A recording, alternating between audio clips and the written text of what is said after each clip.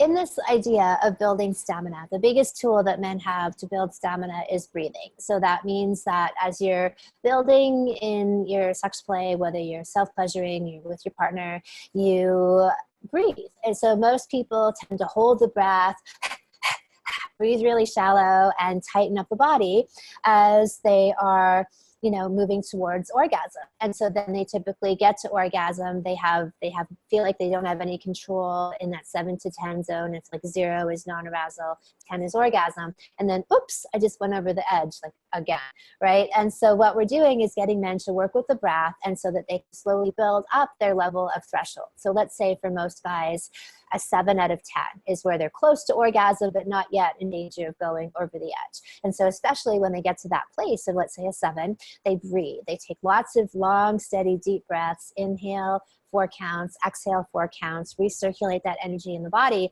and that brings makes them subside a couple notches, like let's say down to a 6 or a 5. And then they start again, breathing or moving up to orgasm. When they get to that edge, they breathe, they breathe, they breathe. And eventually, men can get to the place where they say build from a 7 to a 7.5 to an 8 to an 8.5 to a 9, 9.5, 9.8, 9.9, and they can hover at a 9.9 for hours. So they can be just almost dipping their toe into the whole orgasmic experience and hover there. And that's what women need. They need to get penetrated for a long amount of time to get to these deeper, especially cervical orgasms.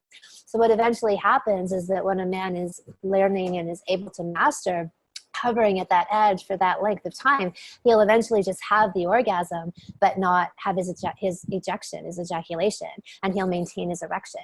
I mean, some men, a rare amount of men can like ejaculate and then reboot very quickly, but that's not really what I'm talking about. I'm talking about being able to have internal, orgasms and ejaculations and just keep going, and I've had partners who could go for like, have 8 internal orgasms and no ejaculations, which would mean like hours and hours of very on the edge, wild, headboard slamming, doggy style kind of sex where most guys would be like, oh, doggy style, my kryptonite, and like within 5 minutes, they're gone. No. You can go for literally hours in those positions.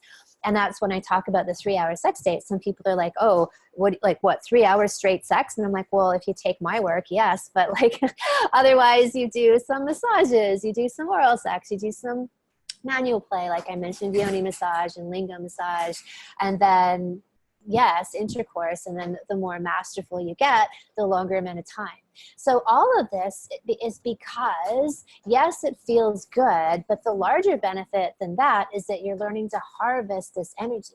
The longer that you have sex for, the more, whether that's oral, manual, penetrative, whatever, you learn and use these breathing techniques I talk about, you recirculate that energy in the body and you harvest it, and then you have it available to infuse into all parts of your life. And so this is where I often say the relationship between your sex life and every other part of your life is tantamount, because once you're tuning into this energy and you channel it out, everything gets better. Obviously, your intimate relationships get better. You get more patient and loving as a parent. Children pick up on when there's sexual difficulties within the relationship. Even if the parents try to hide it, children know exactly what they don't know consciously, oh, mama's not giving enough blowjobs. Like, no, they don't know that. But they know that something is amiss. Something isn't cohesive and connected in that relationship that's supposed to be their main container.